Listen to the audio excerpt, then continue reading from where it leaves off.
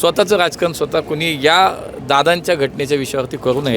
नाही, मी कुणाचं नाव नाही घेत, पण खरं तर जे काय घडतंय मागचे 5-6 दिवस 8 दिवस झाले, कोण काय बोलतं, चौकशी होईल, अहवाल येतील, मग वाटल्यास बोला, पण आता बोलू नये मला असं वाटतं. माननीय मुख्यमंत्री याच्यामध्ये खूप अलर्ट आहेत. मुख्यमंत्रींनी स्वतः मागणी केली आहे, देवेंद्रजींनी स्वतः CIDची चौकशी त्याच्यामध्ये लावली आहे, देवेंद्रजींनी स्वतः केंद्र सरकारकडे चौकशी मागणी केली, त्यानुसार DGCI AIB त्याच्यामध्ये काम करते. मला असं वाटतं थोडा वेळ थांबलं पाहिजे. शेवटी चौकशी काय ते समोर तुमच्या डिपार्टमेंट नाही, चौकशी चालू आहे. AIBच्या टीमने ब्लॅक बॉक्स हस्तगत केला आहे, त्यांना सापडला आहे, त्याचा डाटा डाउनलोड होईल, त्याच्यावरती त्याचा विश्लेषण होईल आणि त्याच्यावरनं निश्चितपणे लवकरात लवकर अहवाल येईल. आता रोहित पवार आणि ह्यांना शेवटी त्या विषयावर जे ज्यांना बोलायचं त्यांना ते स्वातंत्र्य आहे ना, शेवटी त्यांना काही त्यांचं म्हणणं असेल ते म्हणतील.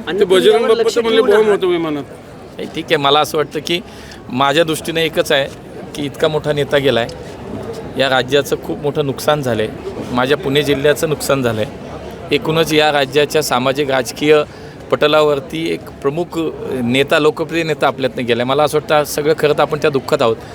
अशा दुःखद प्रसंगी मला एवढंच सांगणं की कृपया स्वतःचं राजकारण स्वतः कोणी या दादांच्या घटनेच्या विषयावरती करू नये. नाही, मी कुणाचं नाव नाही घेत, पण खरं तर जे काय घडतंय मागचे 5-6 दिवस 8 दिवस झाले, कोण काय बोलतं, चौकशी होईल, अहवाल येतील, मग वाटल्यास बोला, पण आता बोलू नये मला असं वाटतं.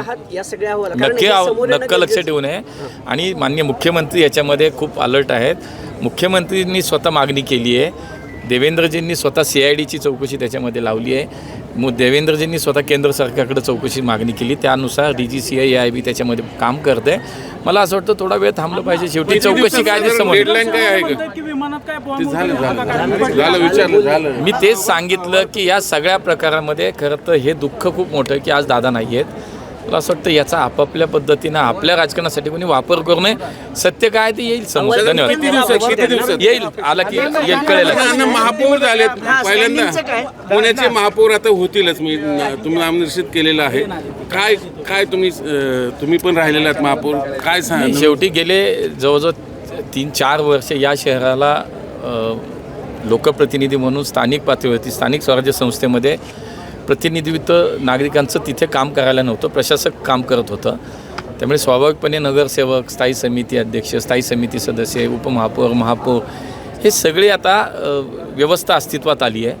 मला निश्चित विश्वास आहे की मागच्या 3-4 वर्षाचा जो काय बॅकलॉग होता, शेवटी लोकांना महानगरपालिका म्हणल्यावर दैनंदिन गरजा, दैनंदिन समस्या, या शहराच्या भविष्याचे विकासाचे प्रकल्प, काही धोरणात्मक निर्णय, हे सगळे आता घेणं शक्य होईल का शेवटी लोकप्रतिनिधी इथं पोहोचलेत. महापौरसारखी व्यवस्था आज शहराचे प्रमुख, आपण कुटुंब प्रमुख म्हणूया, प्रथम नागरिक म्हणून या शहराचं काम पाहिलं जाईल.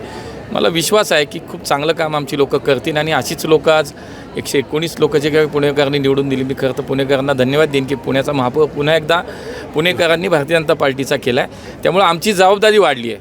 आम्ही या सगळ्या पदांकडे, कुठले पद असो, या पदांकडे आम्ही जबाबदारी म्हणून पाहतो. आमची ती नैतिक जबाबदारी आहे, आमचा तो संविधानाने दिलेला जबाबदारीचा अधिकार आहे. म्हणून मला असं वाटतं की ती जबाबदारी म्हणून आम्ही पाहतो. या शहरातल्या नागरिक समस्या असतील, या शहराच्या भविष्याचा विचार असेल, याच्यावरती आमची माणसं खूप चांगलं काम करतील. पण पुणेकरांनी जी संधी आम्हाला दिली त्यासाठी पुन्हा एकदा मी पुणेकरांना धन्यवाद. महाराष्ट्रातील सर्व बातम्यांचे विश्वासार्ह व्यासपीठ,